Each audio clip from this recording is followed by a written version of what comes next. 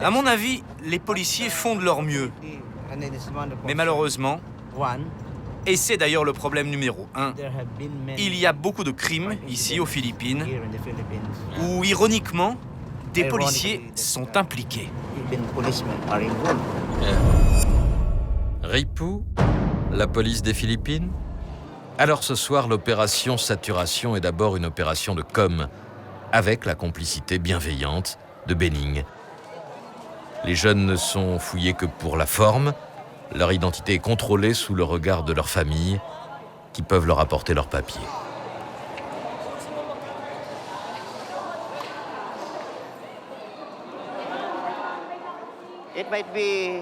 Ça permet de contrebalancer certains agissements de la police et les images de brutalité policière. C'est le meilleur moyen de montrer au public qu'ils sont entre de bonnes mains et sous contrôle.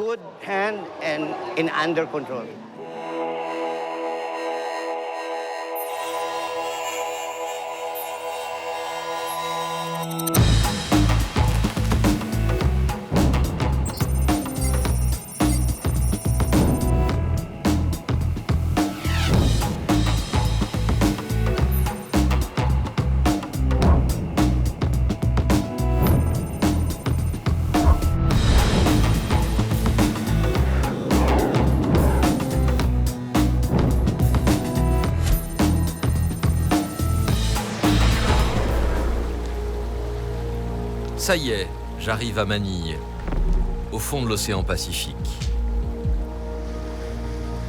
Une bien belle ville vue d'ici, levée au bord d'une vaste baie. La porte d'entrée des Philippines, 7107 îles, des plages et du soleil, une destination de rêve. À condition de ne pas rester à Manille. Je ne connais pas cette ville, mais je sais qu'elle a mauvaise réputation. Manille, la capitale des Philippines, une mégalopole grouillante d'au moins 12 millions d'habitants, peut-être 15, personne ne sait vraiment. Une jungle urbaine écrasée par la moiteur tropicale, étouffée par des embouteillages monstres et une pollution suffocante. Manille, capitale d'un des pays les plus démunis d'Asie, 100 millions de Philippins, dont un tiers en dessous du seuil de pauvreté. Manille, une cité d'inégalités criantes, où émergent des îlots d'une richesse insolente. Où partout s'incrustent des bidonvilles, les cicatrices à vif d'une pauvreté chronique. À Manille, je vais découvrir le crime dans tous ses états. Je vais y voir des assassinats sanglants, une police brutale et décriée, une justice débordée, des citoyens engagés au péril de leur vie. Je vais voir des enfants livrés à la rue, les ravages de la drogue, l'étalage de la prostitution. Mais je vais aussi rencontrer des gens formidables. Ils vont être mes guides, comme Benning, le photoreporter de faits divers. Doyen de la presse tabloïde, Benning arpente depuis 26 ans les bas-fonds de Manille. Je vais admirer Malou, la bénévole de Caritas qui se démène pour que les enfants des bidonvilles échappent à la criminalité.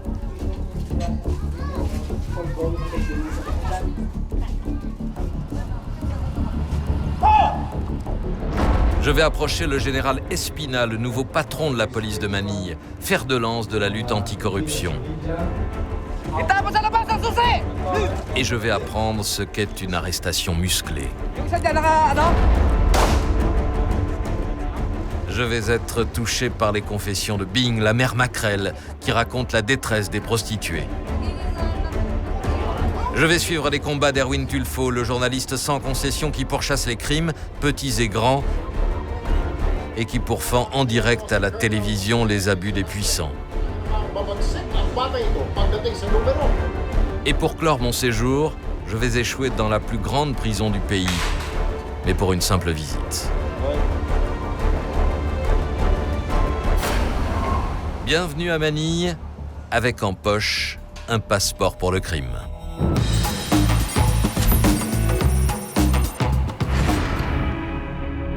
Quand la nuit tombe à Manille, La ville bruisse de ce qu'elle a de pire.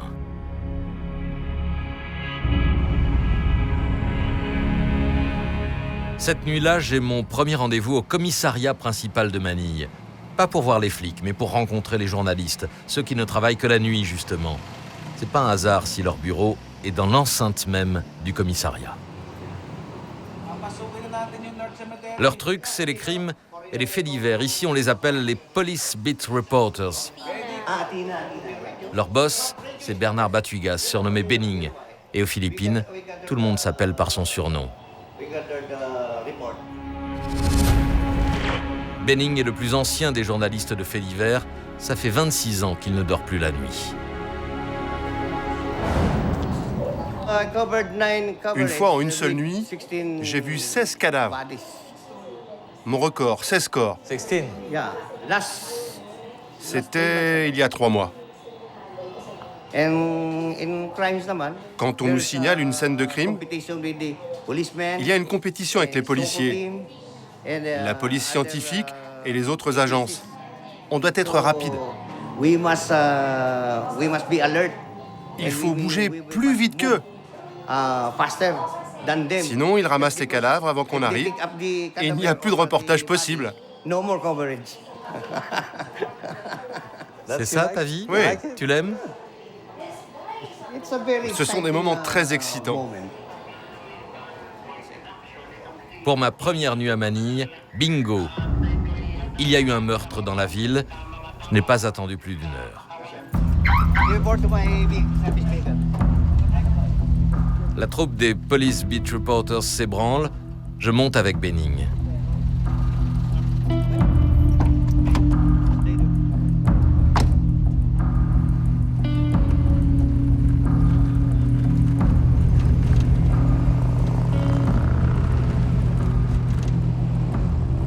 C'est en convoi que nous nous dirigeons vers les lieux du crime. Pour ne pas se tromper, il suffit de suivre la voiture des flics.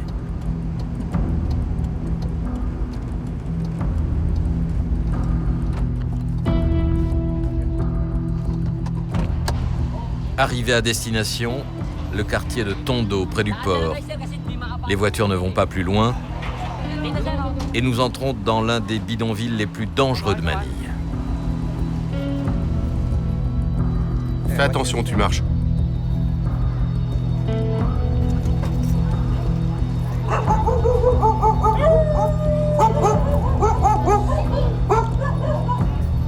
Benning m'entraîne dans un dédale de ruelles crasseuses. Un enchevêtrement de tôles, de planches et de parpaings. Le genre d'endroit où ni les journalistes ni la police ne s'aventurent la nuit d'ordinaire. Sauf quand il y a un cadavre à ramasser.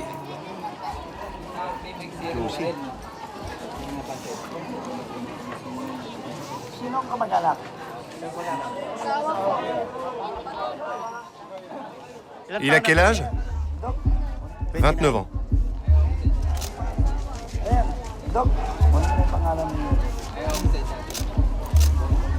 La scène de crime est accessible à tous, médias et badauds.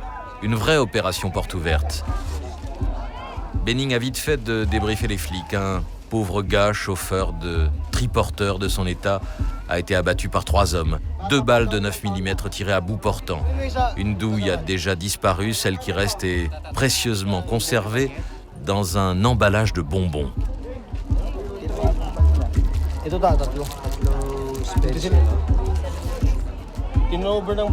La femme de la victime ne sait rien, n'a rien vu, n'a aucune idée sur les assassins. La police patauge.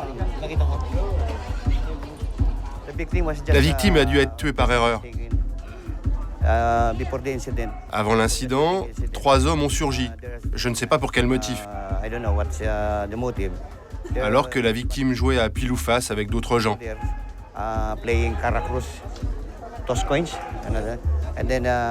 Les tueurs ont tiré 2 balles, se sont enfuis et laissé le jeune homme étendu. Comme ça. C'est clair, c'est une erreur.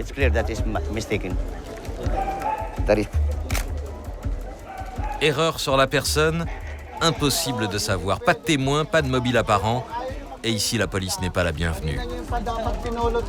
Elle doit calmer la foule avant d'emporter le corps. On ne fait qu'appliquer la procédure, c'est la loi. Si vous ne voulez pas qu'on autopsie le corps, venez le prendre vous-même à la morgue. C'est gratuit. Si vous ne vouliez pas qu'on enquête, il fallait le ramasser avant et l'emmener chez vous. Ou chez le croque-mort. Un meurtre dans un bidonville, une nuit banale pour Benning. On retourne au bureau, écrire le reportage.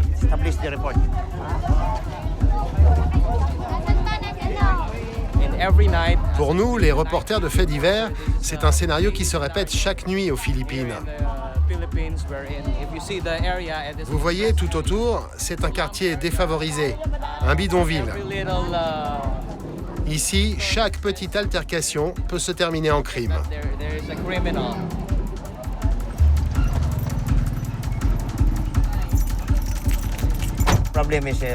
Le problème, c'est que personne ne peut parler ou dénoncer les assassins, car ils doivent penser à protéger leur vie.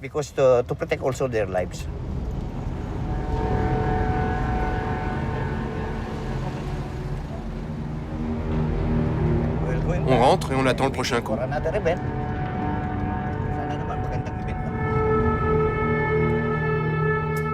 Benning retravaille ses clichés pour les envoyer à son journal. Le crime, ça peut payer tant qu'il y a des photochocs. Ces photos sont assez brutales, parce que ceux qui lisent les journaux tabloïds, ce sont les gens du peuple, les pauvres, ceux qui habitent dans les bidonvilles. Alors quand c'est trop dur, il y a moyen de ne pas montrer tout ce sang. Parfois, on floute l'image. Benning Batugas travaille pour Nayon, un journal tabloïd, cette presse à grand tirage qui prospère à Manille. Une quarantaine de ces journaux font chaque jour surenchère de sexe et de sang, seule littérature ou presque du peuple.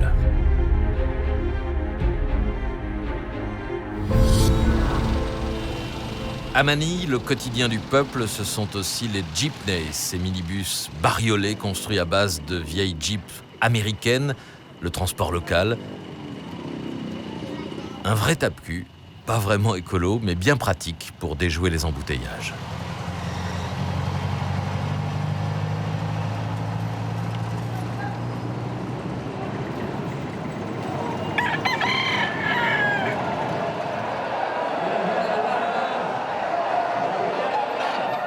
Assister au combat de coq me rencarde aussi pas mal sur cette société fervente et bruyante.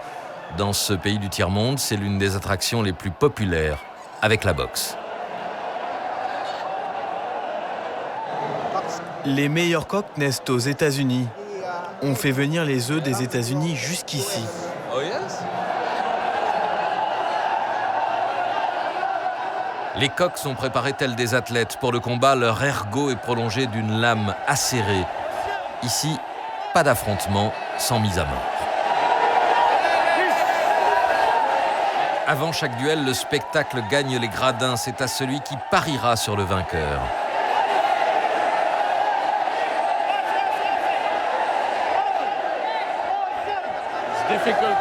C'est difficile de comprendre votre système de paris. Non, c'est très simple.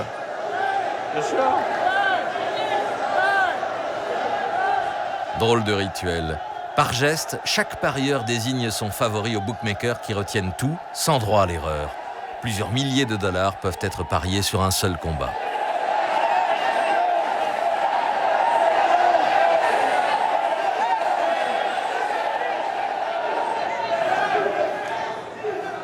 Voilà.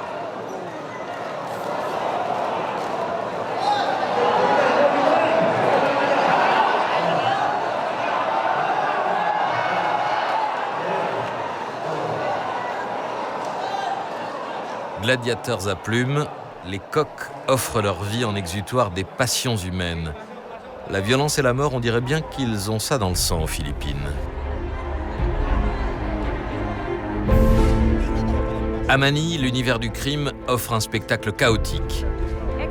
Pas de mafia organisée, mais des gangs prêts à tout, des armes à profusion, des faits divers sanglants qui boostent les audiences des télévisions. Une criminalité débordante, sauvage, vol à main armée, assassinat, viol et la dernière tendance, les carnappings, les attaques de voitures.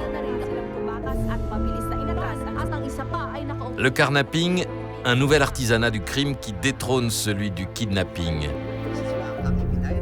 Kakuen Chua, un riche architecte d'origine chinoise, est l'un des derniers kidnappés célèbres de Manille, libéré par la police après 17 jours d'enlèvement. Une expérience qui le marque encore aujourd'hui. C'était en septembre 2008, je rentrais chez moi, quand j'étais enlevé par 4 à 6 hommes dans plusieurs voitures. J'ai été détenu pendant 17 jours, enchaîné, bâillonné, menotté, de la tête aux pieds.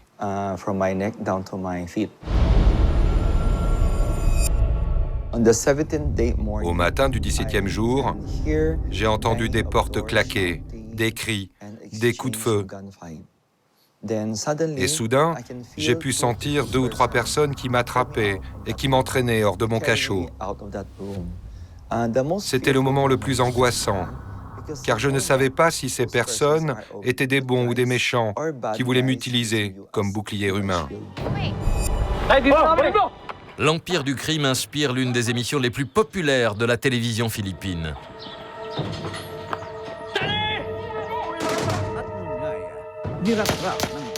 L'émission s'appelle Soko. Soko comme le sigle de la police scientifique. Et son présentateur vedette, c'est Gus Abelgas.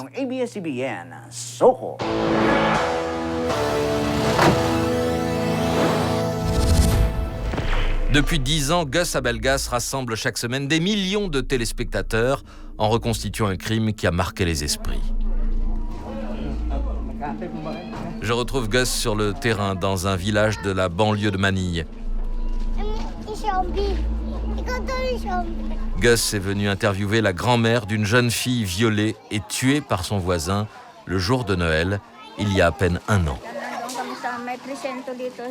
Quand ma fille est revenue du poste de police, elle m'a confirmé la mort de ma petite fille. La police avait déjà retrouvé le corps. Vous avez vu le corps? Est-ce qu'elle était comme ça? Oui, je l'ai vue. Elle était prostrée? Non, elle était sur le ventre. Elle était face contre terre? Oui, sur le ventre. La jeune fille violée et assassinée, c'est elle, Ading. Elle n'avait que 12 ans. Ading était une écolière modèle. Son meurtre par son voisin et ami a choqué les Philippins. Gus a un drôle de boulot, faire péter l'audimat en exploitant les crimes les plus sordides. Sans compassion apparente, mais je vais découvrir qu'il n'est pas si insensible.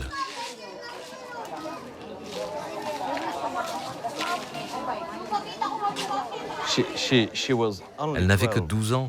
Oui, 12 ans, quand le crime a été commis. La violence domestique, c'est un vrai problème aux Philippines? Oui, je pense que c'est lié à la pauvreté et au manque d'éducation.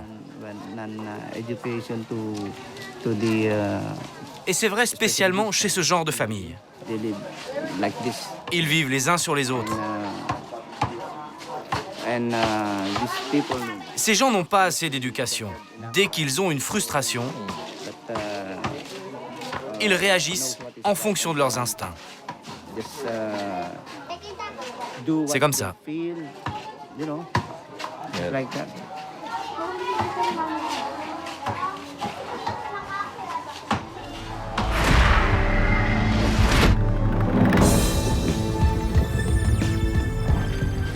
Le succès de Soko fait le bonheur d'ABS-CBN, la principale chaîne du pays. Gus Abelgas ne se contente pas de raconter les affaires criminelles, il veut aider à les résoudre, et pour cela, il n'hésite pas à faire appel au public.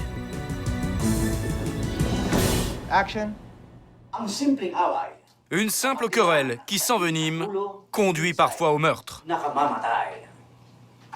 Si seulement les personnes impliquées dans ce drame avaient eu plus de sang-froid, aucune vie n'aurait été perdue. Pendant ce temps, un suspect se cache encore. Si vous avez des informations sur Joseph Correa Alvarez, dit Jojo, appelez la hotline de ABS-CBN.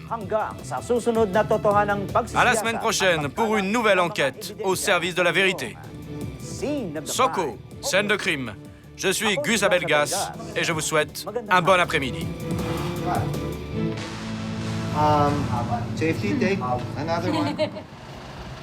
Ici, la télé fait parfois le travail de la police. Une autre conception du journalisme.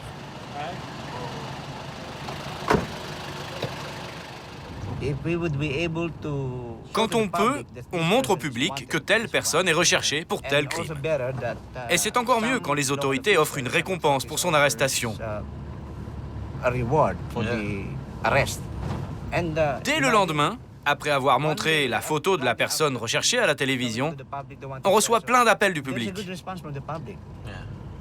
Et on est fier d'être l'une des émissions qui aide à la résolution des crimes. C'est une sorte de service public pour nous. Et que pensez-vous de la police ici?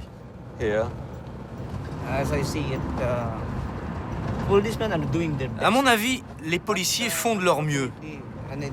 Mais malheureusement, et c'est d'ailleurs le problème numéro 1, il y a beaucoup de crimes ici aux Philippines où, ironiquement, des policiers sont impliqués. Ripu, la police des Philippines? 1, 2, 3. MPD! Serve and protect! MPD! Manila Police District! Serve and protect! Au commissariat de Manille, la police joue la transparence. Les gradés sont tout fiers d'exposer leur nouvel équipement anti-bombe, un don de l'ambassade des États-Unis. Et une façon de combler leur cruel manque de moyens. C'est quoi? C'est une fibre optique. Vous pouvez regarder par ici, chef. Un fibroscope. Le gros problème de la police, c'est la faiblesse de ses effectifs. 18 000 fonctionnaires pour toute la métropole de Manille, soit à peine un flic pour 600 habitants, 4 fois moins qu'à Paris. Pour entrer dans les cuisines de la police, je ne peux avoir meilleur entremetteur que Benning. Il est comme chez lui au commissariat. Visite chez ses potes de la brigade criminelle. Ici, Benning rentre sans frapper.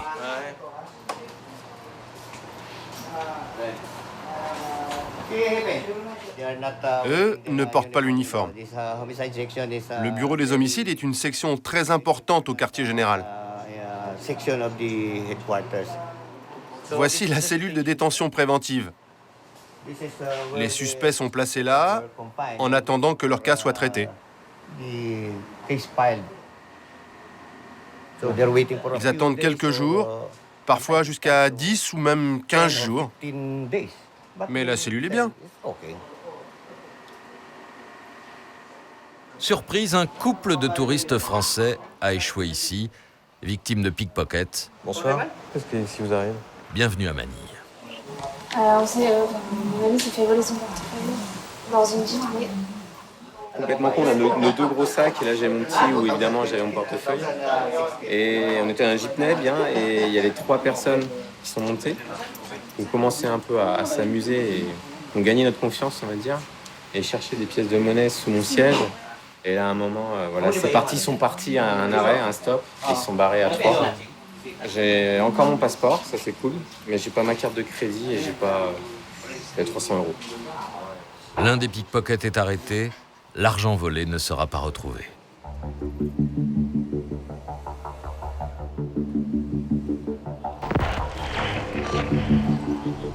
Ce soir-là, Benning couvre une action coup de poing de la police, baptisée Opération Saturation. Plusieurs dizaines d'agents s'apprêtent à faire une descente dans un quartier populaire.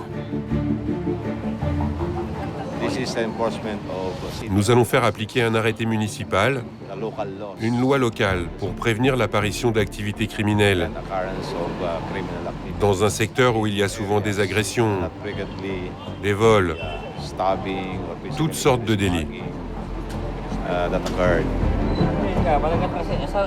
La police va cerner tout un quartier pour surprendre les jeunes qui traînent dans la rue. Car à Manille, il y a un couvre-feu pour les mineurs, interdit de sortie entre 22h et 4h du matin. La police n'est pas seule. Les volontaires de la municipalité sont venus en renfort, armés de cannes et de bâtons. Alors, une moitié part d'un côté, l'autre moitié arrive par l'autre côté. Et on ramasse tous ceux qui boivent et ceux qui sont torse nus. D'accord ?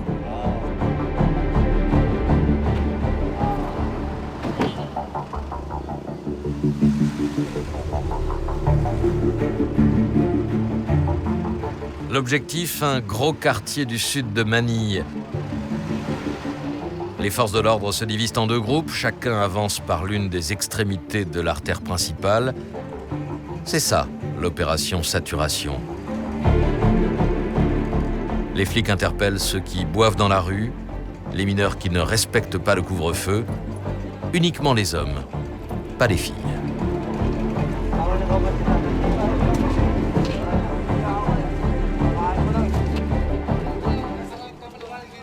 « 180 jeunes sont ainsi invités, selon la terminologie des flics, à se rassembler dans un gymnase. Une sorte de rafle, mais plutôt bon enfant. La police n'est pas toujours aussi cool.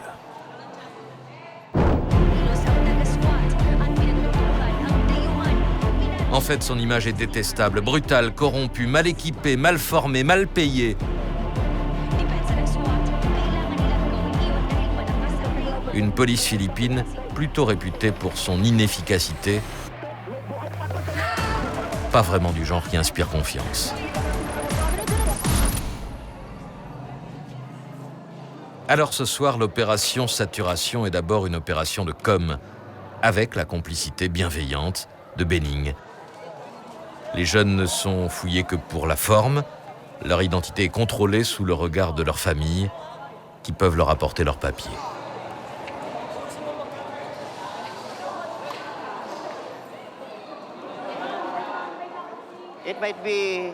Ça permet de contrebalancer certains agissements de la police et les images de brutalité policière. C'est le meilleur moyen de montrer au public qu'ils sont entre de bonnes mains et sous contrôle.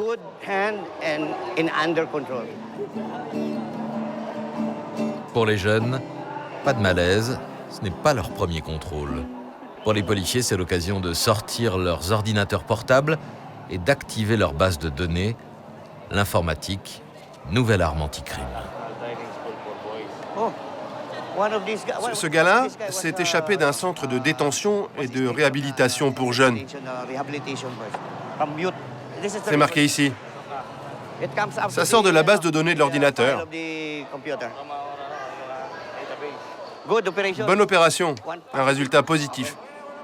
Autre résultat concret, un groupe d'hommes qui buvaient de la bière dans la rue.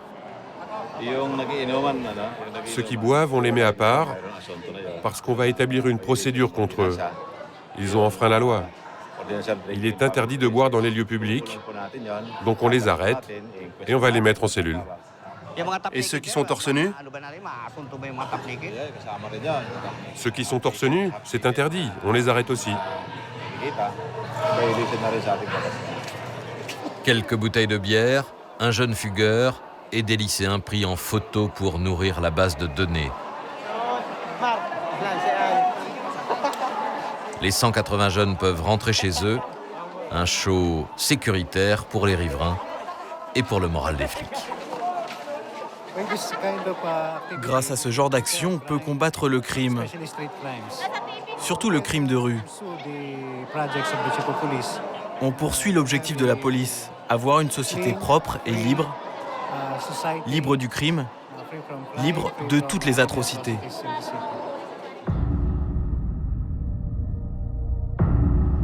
Si la société philippine poursuit un idéal, il est certainement très chrétien. Jésus et la Vierge Marie sont omniprésents dans ce pays à plus de 80% catholique, héritage de 3 siècles de colonisation espagnole.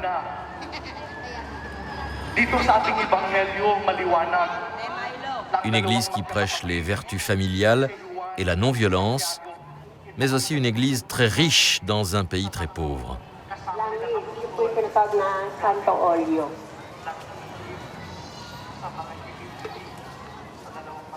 Ce matin, j'ai rendez-vous à la paroisse Notre-Dame de la Paix, au cœur de Manille. Ici, je dois rencontrer Malou. Nice to meet you. Malou est bénévole pour Caritas, une ONG catholique qui vient en aide aux pauvres.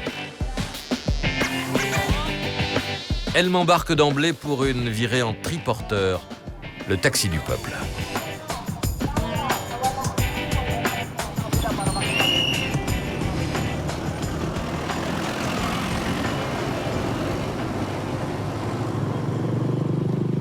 Malou m'emmène vers son lieu de travail, le quartier de Tondo, près du port, là où règne la plus forte concentration de bidonvilles de Manille, qui en compterait 400 à 500 éparpillés dans toute la mégalopole. Ce bidonville-là s'appelle Parola.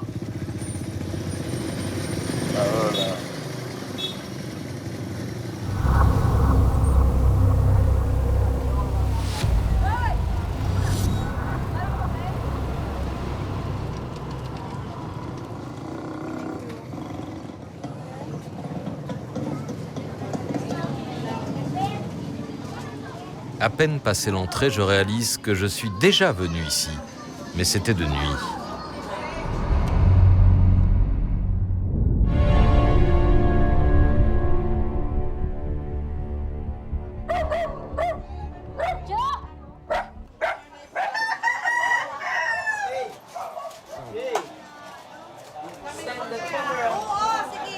Malou s'enfonce sans hésiter dans ce labyrinthe. Elle y vient chaque jour depuis 6 ans. Tout le monde semble la connaître.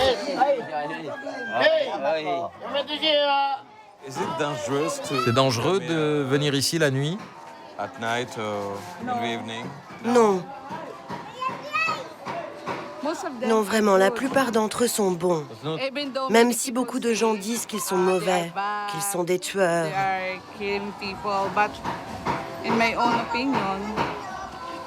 Mais moi, depuis 6 ans que je viens ici faire du travail social, je n'ai jamais eu peur.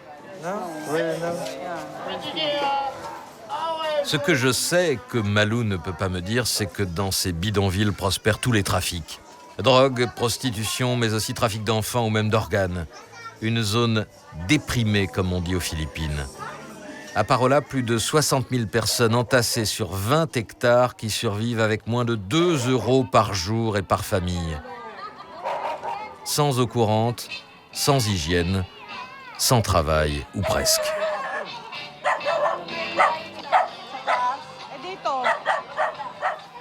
Malou est pratiquement la seule à apporter une aide extérieure.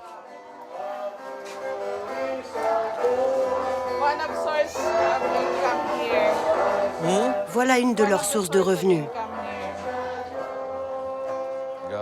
De l'ail. Ils épluchent des gousses d'ail. Comme ça.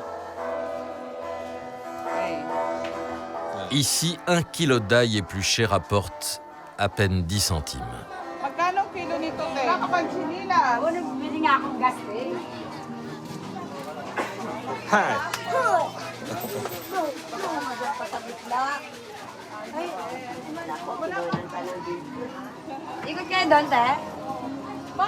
Pourquoi ton bébé est tout nu?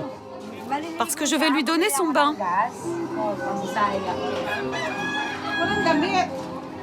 Mais toi, pourquoi tu es pieds nus?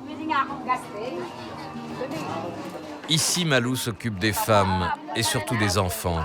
Elle apporte ses conseils, son soutien, mais aussi de la nourriture et des médicaments. Comment tu les prends, ces médicaments? 3 fois par jour, j'ai des problèmes pour respirer. C'est pour ça que j'en ai besoin. Il n'y a pas de docteur ici? Non, il n'y a pas de docteur. Et surtout pas d'argent pour acheter des médicaments. C'est pour ça que je leur en donne, pour qu'ils se soignent.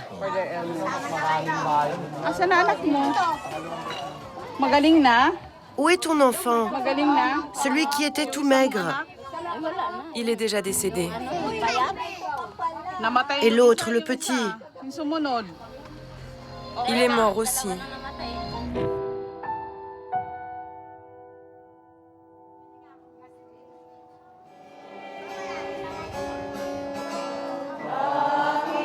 On trouve de tout à Parola. Et bien sûr une église, enfin une chapelle.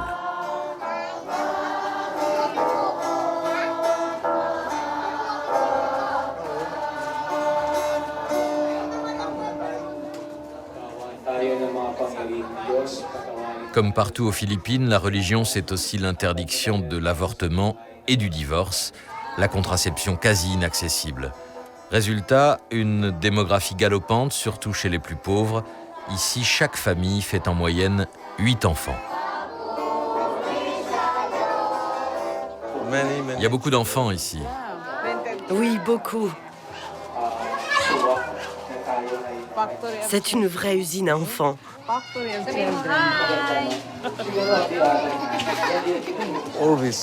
Et tous ces enfants, ils vont à l'école? Non. Non, ici seulement la moitié des enfants va à l'école.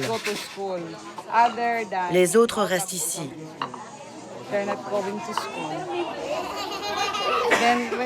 Et quand ils ont 15 ou 17 ans, ils se marient, s'installent ici où ils construisent leur maison.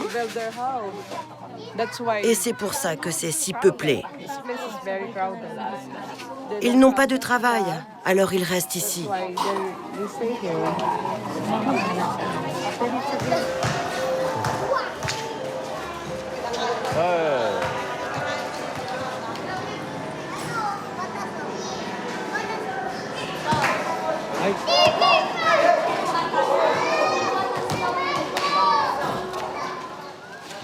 Grandir dans un bidonville laisse peu de chances d'en sortir. Les enfants de Parola ont au moins Malou,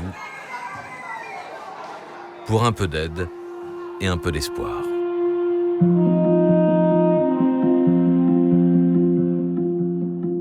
À Manille, d'autres ont moins de chance. Comme ces enfants des rues saisis par les caméras de la ville. Pieds nus, ils s'élancent sur leur proie, des taxis coincés dans les embouteillages.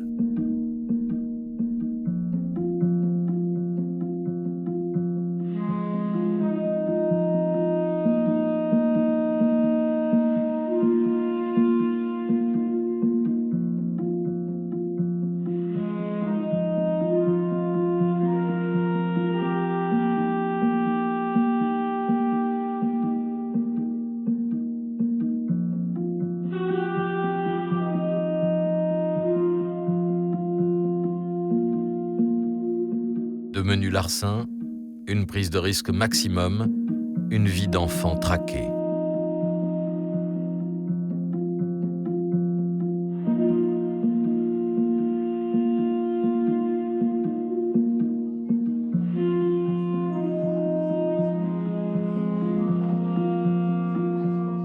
Certains se font rattraper. Jérémy a été arrêté pour vol.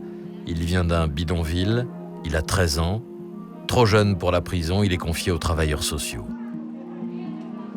Pourquoi as-tu arrêté l'école? Mon père est mort. Ma mère est malade. Personne ne peut s'occuper de mes frères et sœurs. Combien de frères et sœurs? 7 frères et sœurs. C'est qui l'aîné? Moi. Un fonctionnaire de la mairie l'a emmené ici après un vol. Mais quand je l'ai interrogé, il n'a pas admis sa culpabilité. Il dit qu'il a été entraîné. 5 enfants ont été arrêtés avec lui et tous ont nié le vol. Tu vis de quoi? Je fais du commerce. Quelle sorte de commerce? Je ramasse des choses en plastique Je les revends et je donne l'argent à ma mère. Mais pourquoi tu volais avec cette bande?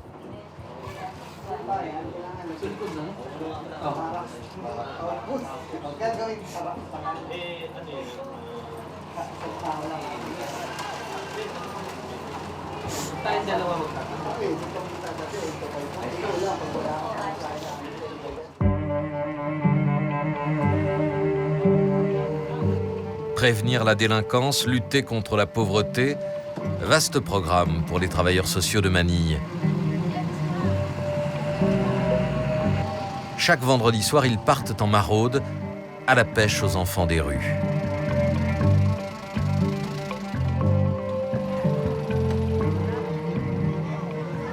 Premier arrêt, toute une famille est surprise à dormir dans un abri de fortune à même le trottoir.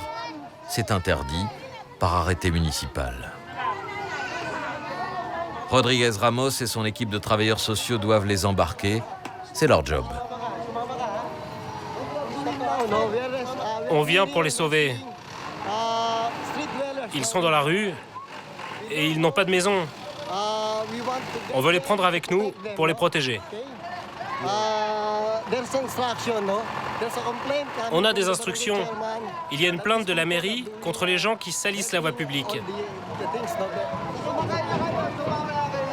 Venez avec nous, montez. N'ayez pas peur. C'est pour vous aider.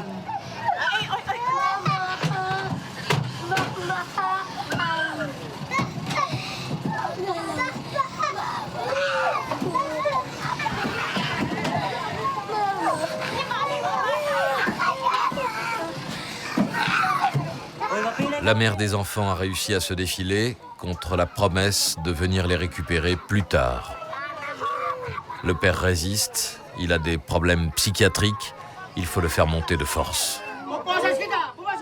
Ne fais pas d'ennui, monte. Sinon on t'attache.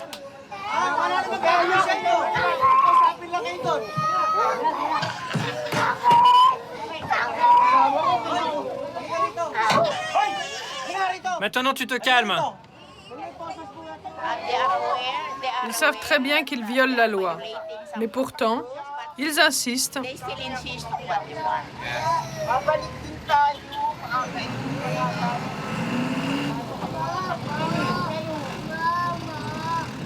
Là, il y a encore des enfants.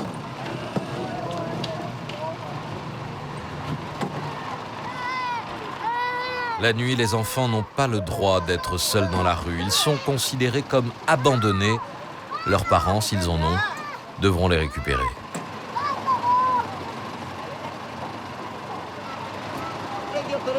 On a déjà nettoyé cet endroit l'année dernière. Et pourtant ils reviennent. Les mêmes?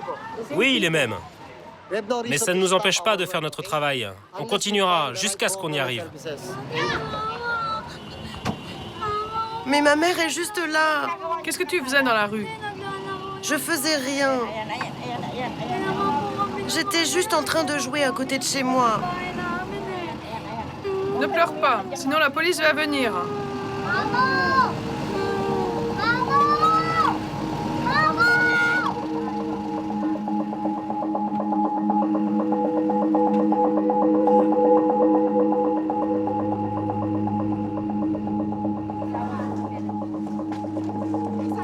Les enfants sont emmenés au centre social de la ville de Manille, regroupés avec les SDF ramassés ce soir-là.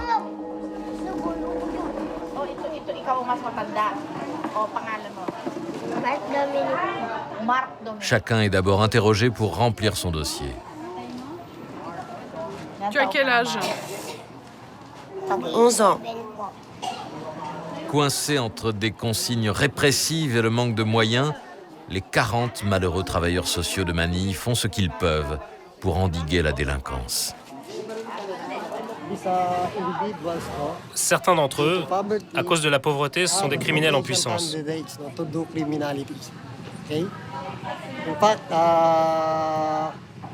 En fait, les enfants que nous avons sauvés ce soir sont parfois utilisés pour faire des hold-up ou des vols. Et nous devons protéger ces enfants.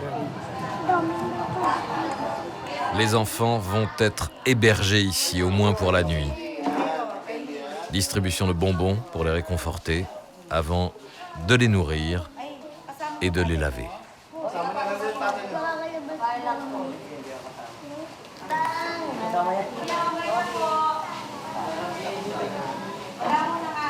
Il n'y a que 200 places dans ce centre. Les enfants n'y resteront pas plus de 2 semaines. Si leur mère ne vient pas les chercher, avec la preuve qu'ils ont un logement, ils seront placés dans d'autres institutions.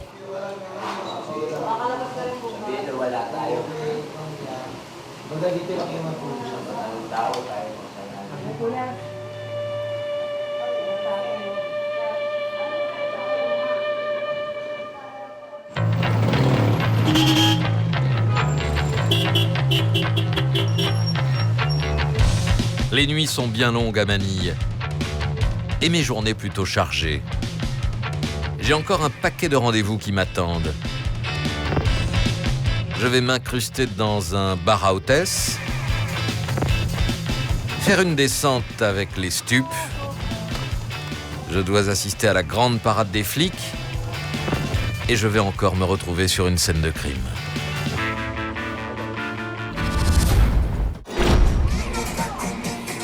Ce soir, j'ai rendez-vous dans le vieux Manille, en plein quartier rouge. Celui des bars à karaoké et des filles très avenantes.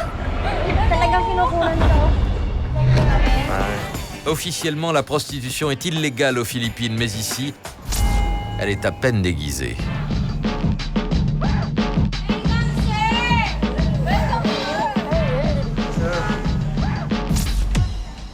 Il y aurait 800 000 femmes qui se prostituent dans ce pays, presque 1 sur 60. Un métier qui recrute chez les plus pauvres. J'arrive chez une sorte de spécialiste, un ancien proxénète surnommé Don Don. I'm looking for Don Don. I'm Don Don. Oh, my name is Patrick. I'm Don Don. Pleased to see you. Nice to meet you, sir. Yeah. Don Don est rangé des filles, mais pas de tout. Il en sait plus sur la prostitution qu'un sociologue distingué. Don Don a grandi dans cette maison, en plein quartier rouge. Il est devenu Mac pour gagner sa vie.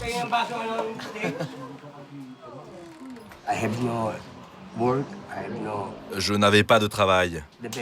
Le meilleur moyen d'avoir de l'argent, c'était d'embaucher des filles, des prostituées. J'avais 40 à 50 filles. Et vous gagnez beaucoup d'argent avec la prostitution ? Ce que je peux dire, c'est que ce n'était pas beaucoup d'argent, mais c'était de l'argent très facile. Pas beaucoup, mais de l'argent facile. Pourquoi avez-vous arrêté ?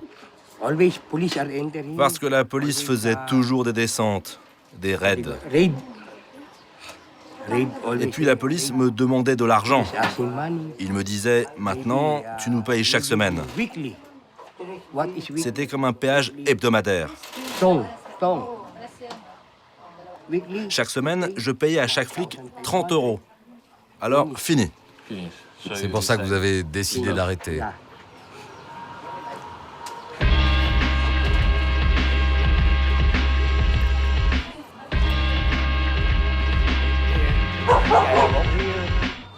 Don Don n'est plus macro, mais il connaît encore le monde de la nuit. Il m'emmène voir des filles, celles qui travaillent dans la rue.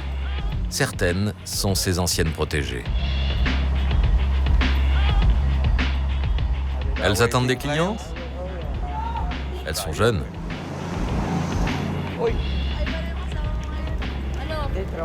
Salut. J'ai du travail. Peut-être qu'il peut choisir l'une de vous. Ça dépend de lui. Quel âge as-tu ? Moi ? 99 ans. 99, vraiment ? Tu sembles plus jeune. Tu travailles depuis longtemps ? Non. Et tu aimerais faire un autre travail ? Bien sûr. Demande-lui s'il veut tourner dans son pays. Goodbye.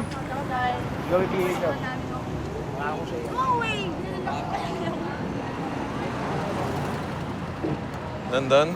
London, merci pour la balade. Thank you.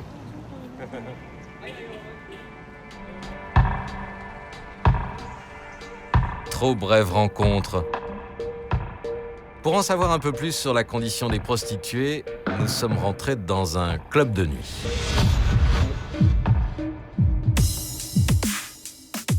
Mais impossible de filmer à l'intérieur, ou presque. Il y a des dizaines de clubs et de bars à hôtesses à Manille.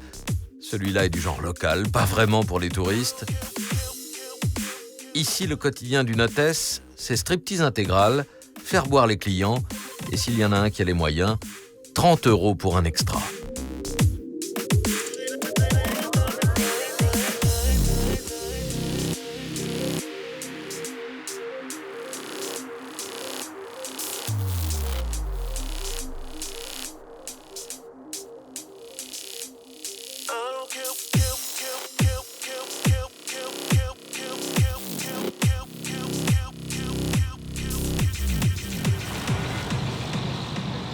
Nous avons dû nous éloigner du club pour interroger Bing, l'une des employées. Bing est une mamassane, une mère maquerelle qui chaperonne plusieurs filles. Elle accepte de nous parler, malgré le risque. Les gens de l'extérieur, la seule chose qu'ils savent sur ce club, c'est qu'il y a des filles qui dansent pour émoustiller les clients. Et officiellement, elles ne se déshabillent pas complètement. Si la police entend qu'elles font autre chose, elle fera une descente. Une fois, la police a fait une rafle dans notre club.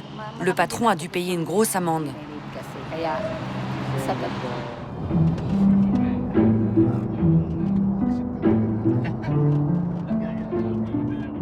Bing nous emmène chez elle.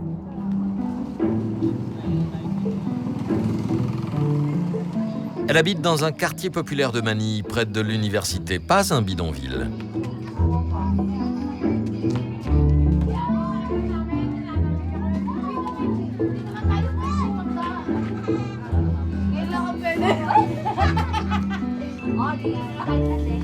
Chez elle, Bing tue le temps en buvant du mauvais brandy avec sa barcada, sa bande de filles. 2 sont ses vraies filles, les autres se sont placées sous sa protection. Certaines sont des travailleuses de nuit, d'autres pas, difficile de distinguer. La barcada, une communauté d'intérêt sur laquelle règne Bing du haut de ses 30 ans de métier.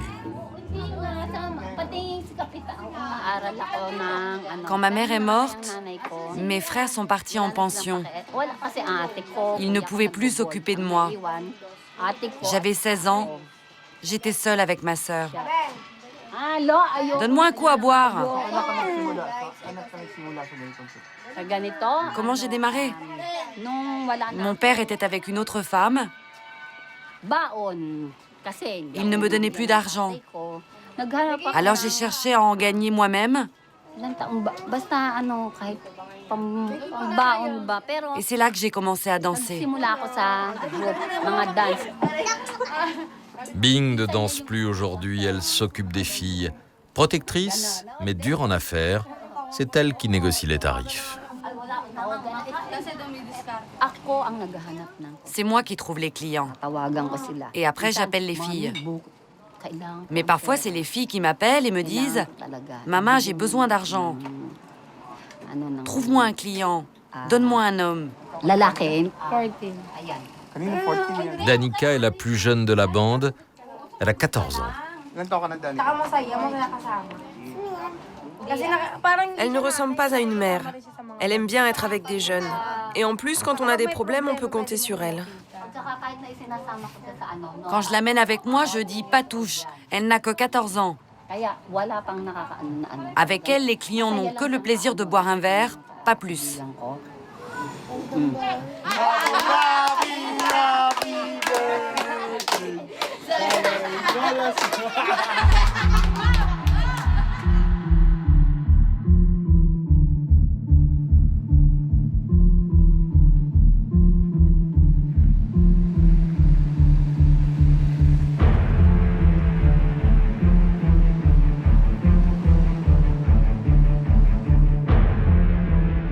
Même de jour, Manille continue de dévoiler ses côtés obscurs. J'ai rencard à l'agence antidrogue des Philippines avec son directeur, Arturo Cagdac. L'agence antidrogue est une unité d'élite directement rattachée à la présidence. 1800 agents contre une cible principale, le chabou, une méthamphétamine, une sorte de crack local. Le chabou, c'est une drogue chimique? Oui, c'est une drogue chimique. Aux Philippines, on l'appelle la cocaïne du pauvre. C'est la drogue la plus consommée dans notre pays. Et récemment, nous avons intercepté des mules, des transporteurs arrivant d'un pays arabe. L'un a été arrêté avec 3,3 kg de chabou et le jour suivant, un autre avec 2,9 kg de chabou. Les agents antidrogue se préparent pour un raid. L'objectif ne leur est révélé qu'au dernier moment. Un dealer de chabou et ses complices ont été localisés. Voici les photos des personnes ciblées. Comme vous avez déjà pu le voir, pendant l'opération, ils peuvent essayer de se mélanger à la foule pour éviter d'être repérés. Familiarisez-vous avec leur visage. Les agents antidrogue sont réputés efficaces et incorruptibles, un métier dangereux contre les trafiquants et leurs puissants protecteurs. All teams, ready to check. Okay, all team, load your men. Gaël Castro y croit, il a quitté la police il y a 7 ans pour faire la guerre à la drogue, une question de foi. Nous nous mettons sous la sainte protection de Dieu. Seigneur, nous vous demandons de nous guider et de nous bénir pour cette opération. Nous prions pour notre sécurité et pour être capables d'accomplir notre mission. Seigneur, nous vous remercions pour votre bienveillance. Nous nous offrons pour être ton instrument dans le combat contre les drogues illégales. Au nom de Jésus-Christ, notre Seigneur.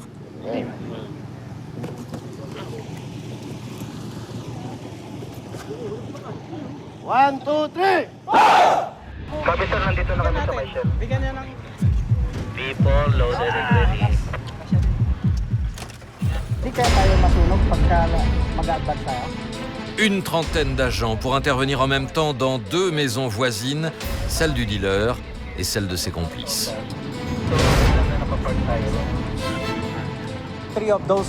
Les 3 personnes ciblées sont en train de vendre de la drogue à des chauffeurs de bus municipaux. Donc la sécurité des usagers est compromise.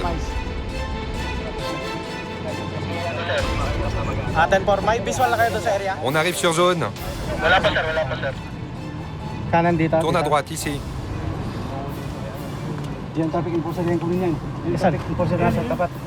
Là, il y a quelqu'un devant. L'arrivée se voulait discrète, mais l'un des dealers les a repérés.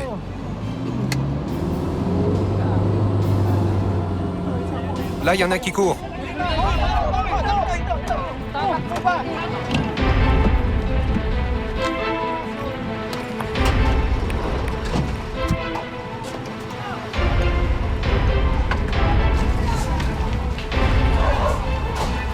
Pendant qu'un groupe investit l'une des maisons, l'autre intercepte le dealer qui essaie de fuir.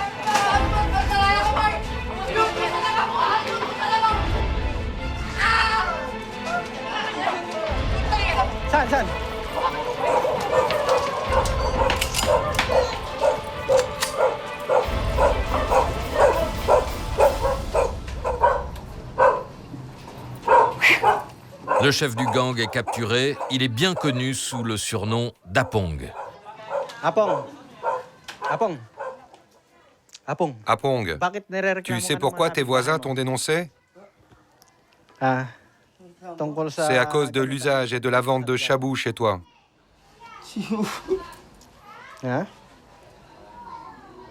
C'est pas chez moi. Tu les stockes où, tes produits? Dans l'autre maison. Dans l'autre maison, de l'autre côté de la rue, les agents ont appréhendé 2 consommateurs, des chauffeurs de bus municipaux. Ils risquent jusqu'à 6 ans de prison.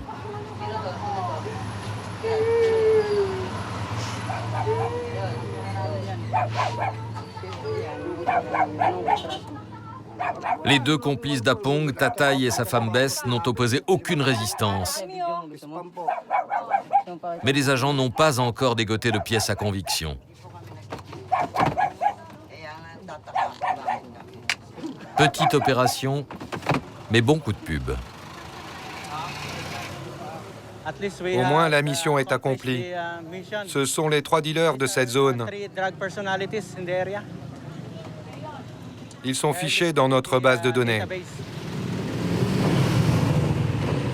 Apparition en grand équipage du big boss des opérations, Wilkins Villanueva, le chasseur de drogue en chef, avec son uniforme collector, du genre qui ne déteste pas les caméras.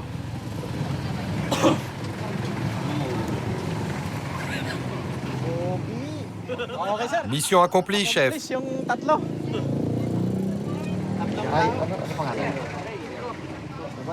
Pourquoi vous étiez ici, vous? Pour vous droguer? Non, j'étais juste venu manger un morceau. Problème pour les stupes, les chauffeurs de bus n'ont pas été surpris en flagrant délit. Ils nient pour échapper à la prison. Ils n'avaient pas encore fumé de drogue. Nous sommes intervenus un peu trop tôt. Les opérations antidrogue sont soumises à un cadre légal très strict. 2 fonctionnaires du ministère de la Justice viennent pour tout vérifier. Elles seules peuvent valider l'opération.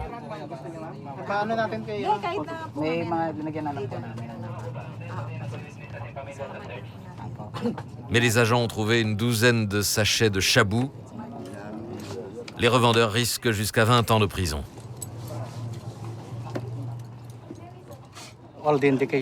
Tout indique que la drogue est consommée dans cette maison. Elle est préparée, vendue et utilisée ici.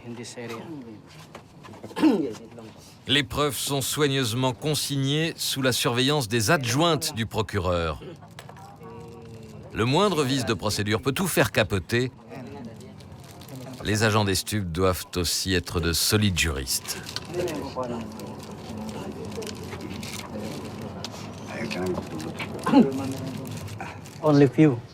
Très peu choisissent d'être agents antidrogue. À cause des risques et du danger, mais aussi à cause de la probabilité d'être renvoyés pour des irrégularités ou bien... Une fois, j'ai arrêté le fils d'un juge de la Cour suprême et ça a failli coûter ma carrière. Ils ont réussi à manipuler le système légal. Nous, les gentils, sommes devenus les méchants. Ça m'a démoralisé. Mais c'était un défi. Je me suis relevé.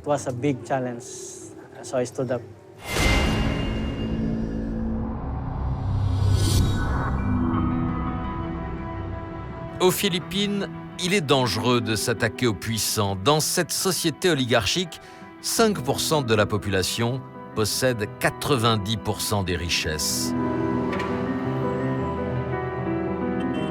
Entourés d'un océan de pauvreté, les privilégiés vivent protégés dans des ghettos pour riches, baptisés villages exclusifs.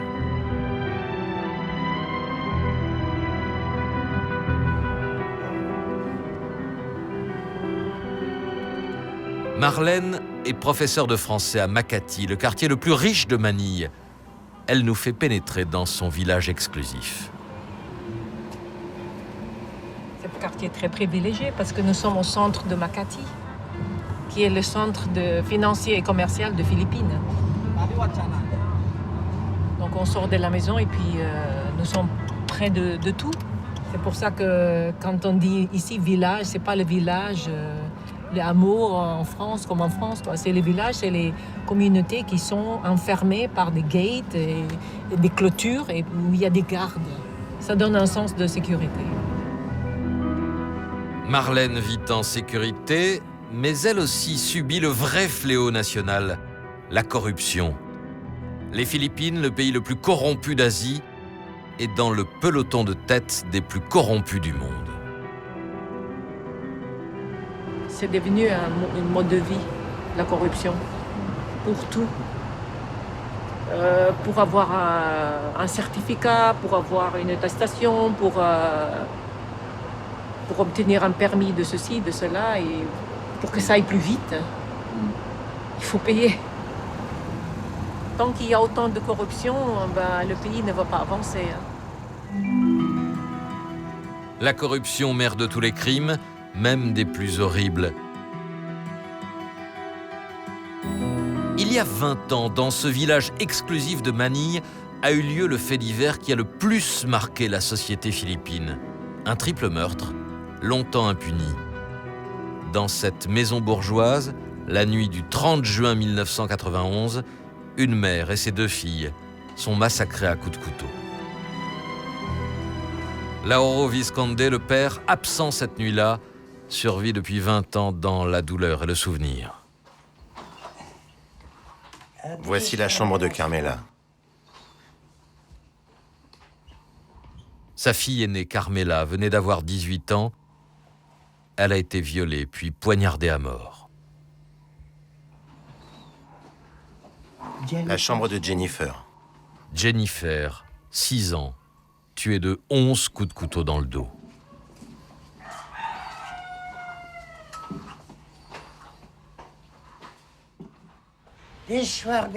C'est ici que le crime s'est passé. Elles étaient dans cette chambre cette nuit-là. Ma femme gisait sur le lit, déjà morte.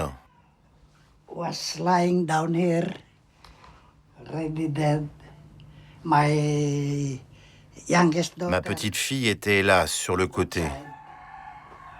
Et Carmela est morte ici, violée.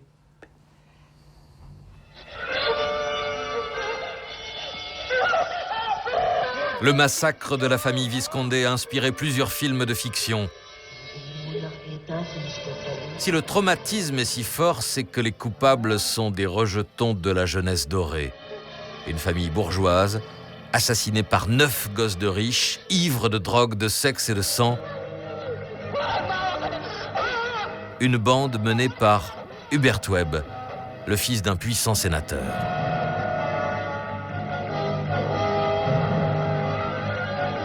Hubert Webb échappera longtemps à la justice. Son père, le sénateur, protège son fils grâce à son argent et ses relations. Il fait nettoyer la scène de crime par des policiers achetés, fabrique un alibi pour Hubert, manipule les juges et tente de discréditer les victimes. Ils m'ont même accusé d'être l'instigateur du massacre de ma famille.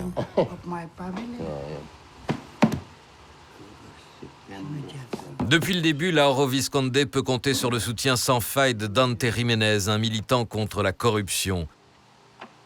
Il l'a aidé à faire enfin arrêter Hubert Webb en août 1995, 4 ans après le massacre. Grâce aux aveux tardifs d'une femme, Jessica Alfaro, elle faisait partie du groupe de tueurs, le témoignage de Jessica accable Hubert Webb. Elle a dit la vérité. Elle a dit aux enquêteurs qu'elle était prête à avouer. Et quand elle a avoué, ça a fait exploser la défense des suspects. Et après, on connaît l'histoire. Ils ont été jugés, condamnés en première instance, condamnés en appel. Et malheureusement, à cause de la corruption, la Cour suprême les a acquittés.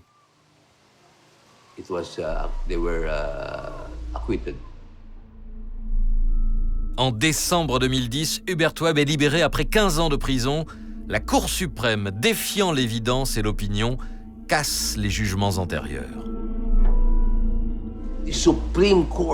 La Cour suprême, supposée être la plus haute instance aux Philippines, je les maudis. Et quand je les ai maudits dans les médias, ils se sont retournés contre moi. Et aussi contre M. Visconde, car il les a accusés d'avoir touché beaucoup d'argent. Les riches, quand ils sont accusés, suspectés ou condamnés, sont bien traités par le système judiciaire philippin, par ceux chargés d'appliquer la loi, par les procureurs, par les juges, et même en prison. Oui, c'est notre grand combat. Nous aimerions faire changer le système qui est trop corrompu.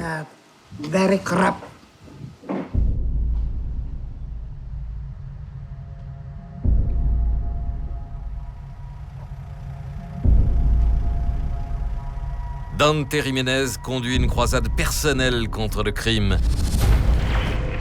Il a fondé son association il y a 20 ans, après l'assassinat de son frère, tué par des trafiquants de drogue.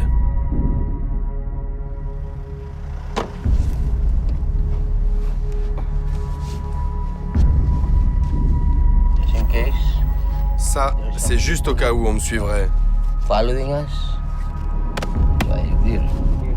Et j'ai aussi mon arme à feu.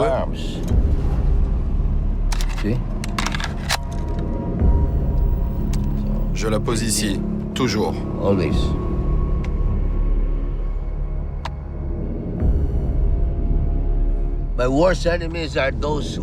Mes pires ennemis sont ceux que nous avons déjà fait mettre en prison. Il y en a des centaines. On a fait emprisonner un gouverneur, un général, un ancien président, tellement de gens si puissants avant.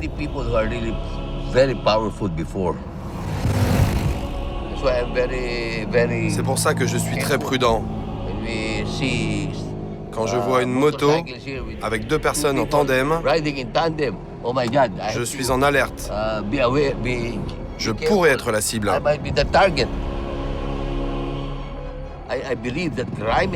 Crime et corruption sont liés. Le crime augmente à cause de la corruption. Ils sont inséparables.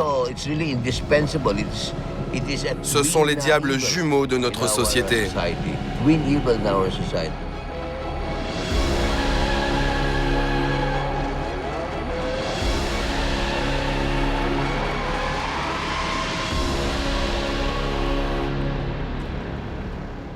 Une autre nuit d'enfer à Manille.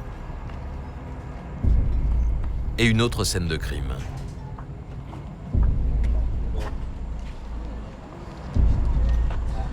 Je retrouve mon ami Benning, le photoreporter. Il est arrivé le premier sur les lieux, c'est lui qui m'a prévenu. 2 cadavres.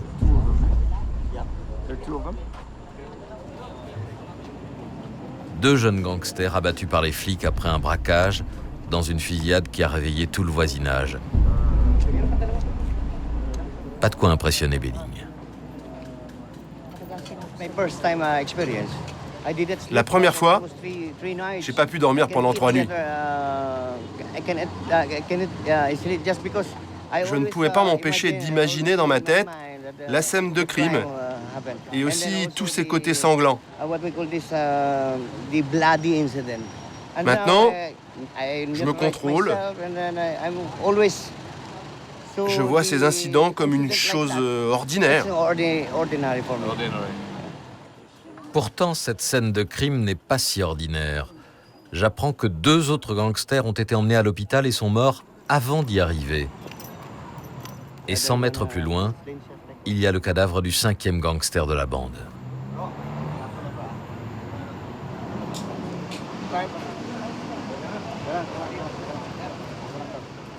La police scientifique a du boulot. Tout indique que les flics n'ont laissé aucune chance de se rendre aux gangsters. Mais ici, personne ne les pleure. De petits braqueurs qui venaient d'un bidonville. Leur tatouage certifie leur appartenance à un gang.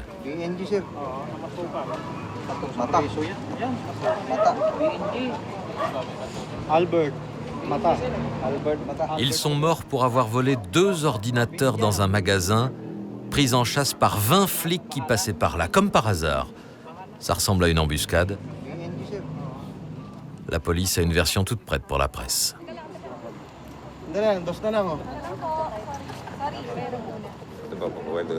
Le propriétaire du magasin a attiré l'attention des agents qui se sont lancés à la poursuite des voleurs. Les policiers leur ont couru derrière? C'était une patrouille normale, en fait. Aucun policier blessé? Heureusement, ils sont tous indemnes.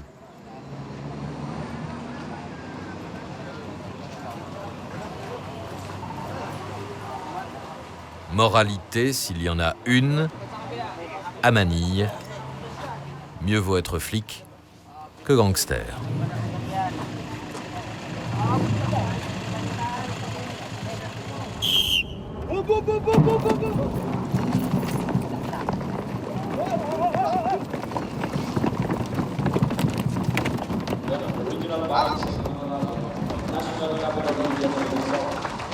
Ça ouvre des portes d'être journaliste étranger. Je suis l'invité d'honneur d'un grand show policier, une démonstration de professionnalisme.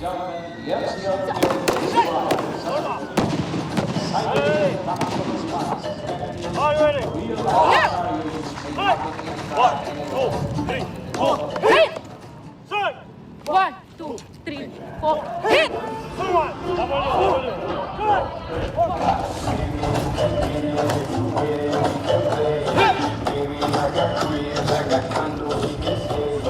À Manille, les flics ont au moins le sens du rythme. Un show bien rodé qui a même prévu un rôle pour moi. Suspect, monsieur? Suspect, si vous voulez. Montez ici. On m'avait dit que je devais être un otage. Et là, on vient de me dire que je serais un suspect. Ce qui n'est pas tout à fait pareil pour l'intervention de la police.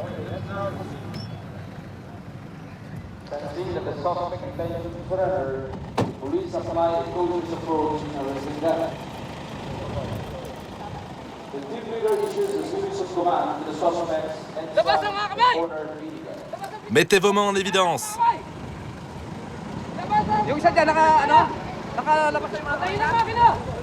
Okay, go, go! Go, go! The suspects are pulled out from the car and the operatives use different style handcuffing technique. Sir, you are under arrest. Vous êtes en état d'arrestation. Vous avez le droit de choisir un avocat. Si vous ne pouvez pas vous en payer, un avocat sera commis d'office. Vous avez bien compris? You understand this, all right? And officers' evidence that are found in the suspect's possession. Okay, bring the suspect to the...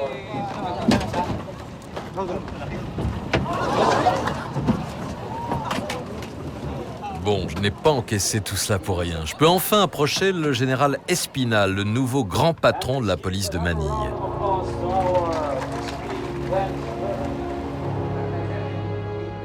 Le général Espina a été nommé il y a à peine 2 mois pour faire le ménage. Dès son arrivée, il a limogé le numéro 1 et le numéro 2 de la hiérarchie policière pour corruption. What about corruption? Qu'en est-il de la corruption? On dit que des officiers de police sont impliqués dans la prostitution, le trafic de drogue. C'est vrai? On étudie les rapports. Mais c'est d'abord une question de discipline, de caractère et de personnalité. Pour autant, je tiens à vous le dire, dans mes 30 premiers jours, j'ai renvoyé 34 policiers. Il y a une ligne à ne pas franchir. Tous les officiers de police doivent respecter cette ligne. Elle sépare les policiers des criminels. Si vous franchissez cette ligne, adieu. Je serai votre premier ennemi.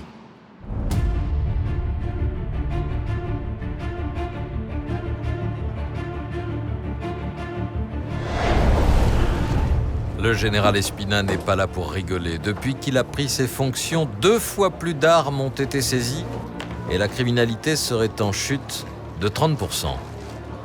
Le général Espina sait aussi vendre ses résultats aux journalistes.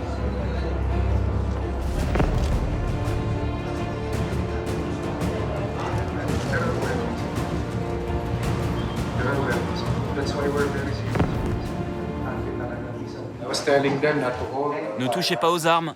Avec vos empreintes, vous pourriez faire partie des suspects.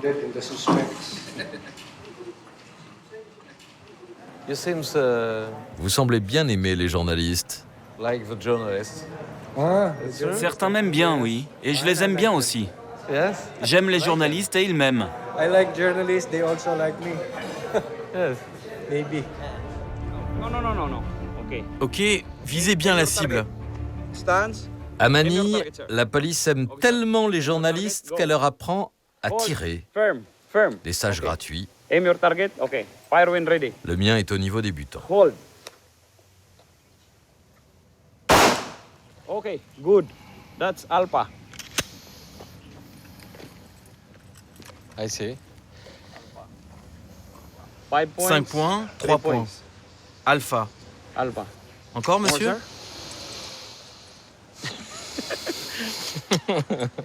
You want more, sir? About there. Okay, one more.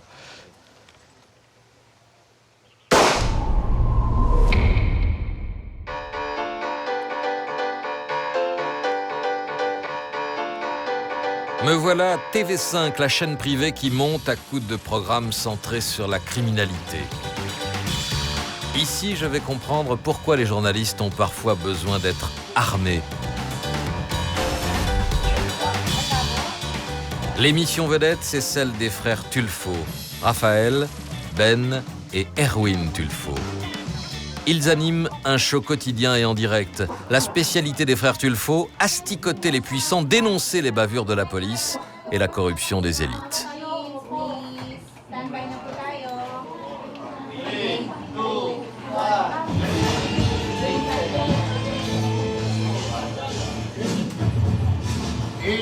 On nous a apporté une plainte contre un maire de quartier. Un maire qui a une conception très particulière des sanctions contre ses administrés. Au lieu de suivre la voie judiciaire, il frappe lui-même ceux qui troublent l'ordre public. Bonjour, monsieur de Jesus. C'est Erwin Tulfo au téléphone. Qu'est-ce qui s'est passé? Voilà ce qui s'est passé. Quelqu'un a jeté un vélo sur le pare-brise d'un triporteur et s'est disputé avec le chauffeur. Je me suis interposé, mais celui qui a jeté le vélo m'a insulté. Il m'a traité de fils de pute. Alors je l'ai giflé. Monsieur le maire, ce n'est pas la première fois que vous agressez vos administrés. Plusieurs témoins ont dit que ça s'est déjà produit à de nombreuses reprises. Monsieur le maire, c'est Ben Tulfo. Si vous reconnaissez que ce n'est pas bien, ce ne sera pas nécessaire de prolonger la discussion. Une erreur, ça se corrige. Mais comment? C'est lui qui m'a insulté. Monsieur le maire, je ne veux plus entendre de nouvelles plaintes contre vous. Sinon, je viendrai moi-même vous voir. Plutôt direct le style des frères Tulfo, entre justiciers cathodiques et inquisiteurs citoyens, ce qui n'est pas sans risque. On a enquêté sur pas mal de politiciens déjà pour corruption. Quant aux policiers, je n'arrive plus à compter combien on en a fait renvoyer ou jeter en prison pour avoir touché des pots de vin, pour abus. C'est une vie dangereuse de faire ce métier aux Philippines. Vous savez, beaucoup de journalistes philippins ont été tués pour avoir enquêté sur des activités illégales. Ils ont été abattus.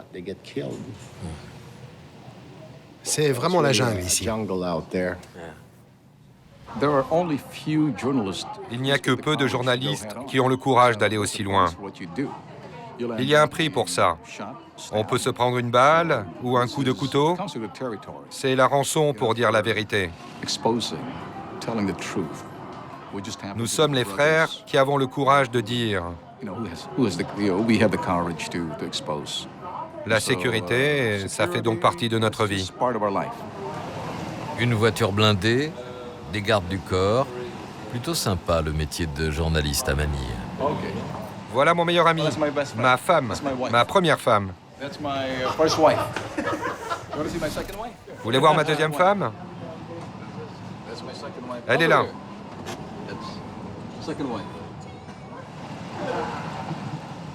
Et ça, c'est ma troisième femme. Eh, je dois y aller. À plus tard.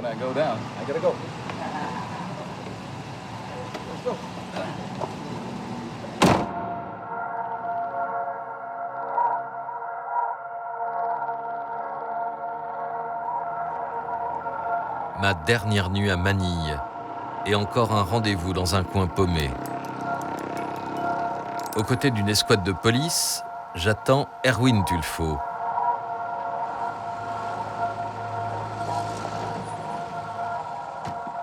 Erwin est sur un coup. Il a convoqué les flics pour faire arrêter des joueurs illégaux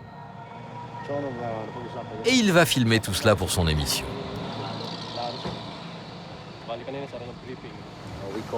On a prévenu leurs supérieurs.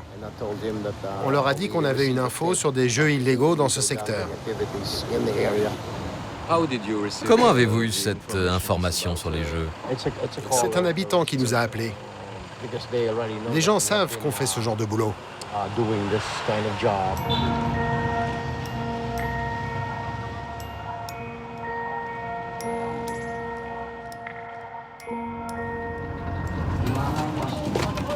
L'objectif, le voici, une fête foraine.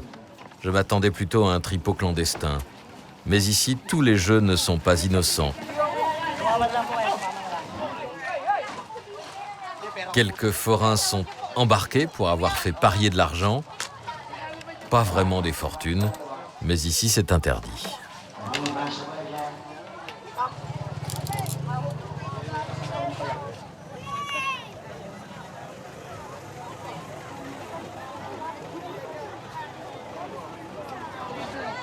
C'est qui votre chef? Je ne connais que son prénom, Edward. Vous savez très bien que ce n'est pas correct. C'est interdit en vertu de la loi.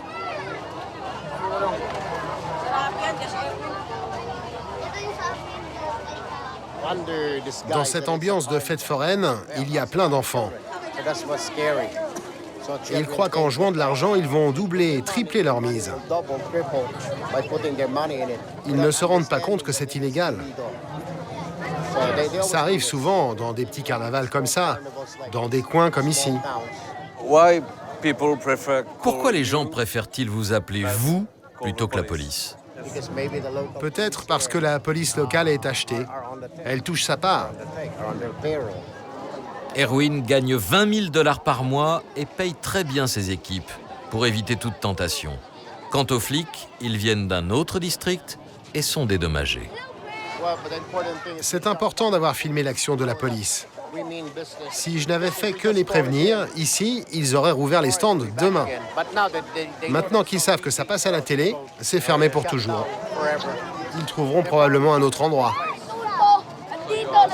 Des jeux interdits qui rouvriront ailleurs, des policiers intéressés aux résultats, quelques forains en prison, ou comment, à Manille, se fabrique une bonne émission de télévision.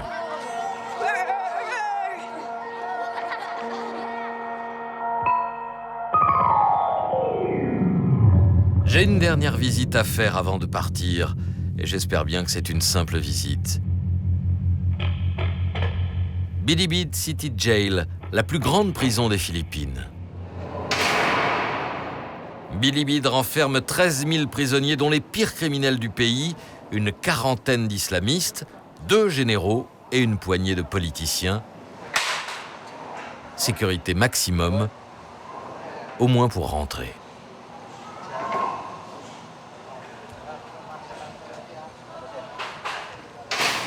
Mais dès l'enceinte franchie, surprise, Bilibid ne ressemble à aucune de nos prisons. Ça a tout l'air d'un village de vacances.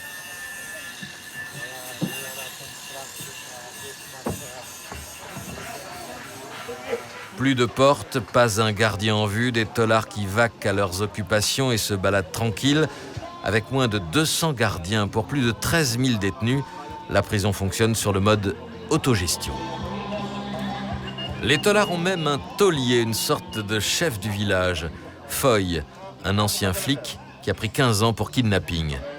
À Bilibid, Foy est chargé de maintenir l'équilibre entre les droits et les devoirs des prisonniers. Bien sûr, nos familles nous rendent visite. Ça nous aide. Elles peuvent venir chaque week-end. Nos femmes et nos enfants peuvent même rester dormir. They can even stay overnight, so that the boredom, the lonesome and boredom of. Cela allège le poids de la solitude du prisonnier. Will be eased. Est-ce qu'il y a des incidents ici, de la violence? Tout le monde ici, même moi, est obligé d'obéir aux règles. Se respecter les uns les autres, respecter les visiteurs, respecter la direction, les gardiens, les croyances de chacun. Si tu respectes ces règles, tu ne rencontres aucun problème. Si tu désobéis, tu auras de sérieux ennuis.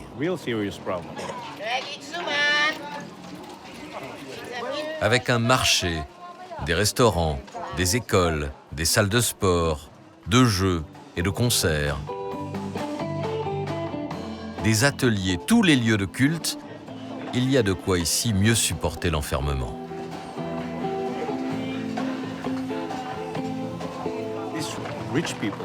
Ici, les prisonniers riches, ceux qui sont soutenus par de riches familles, doivent partager.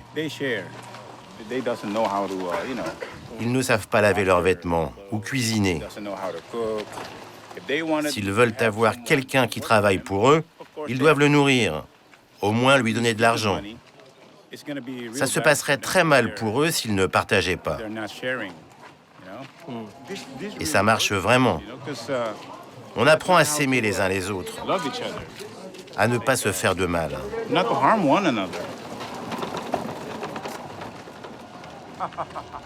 Bilibid, une communauté d'amour égalitaire et solidaire, dire qu'il aura fallu que j'aille en prison pour voir Manille sans crime ni violence.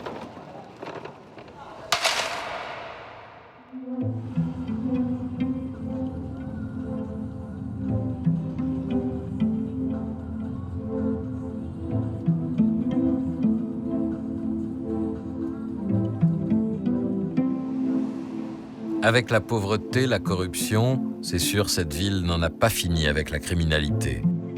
Mais ici, j'ai vu du courage, de l'espoir, de la joie de vivre. Salut Manille, je te connais maintenant, tu vaux bien mieux que ta réputation. Je reviendrai.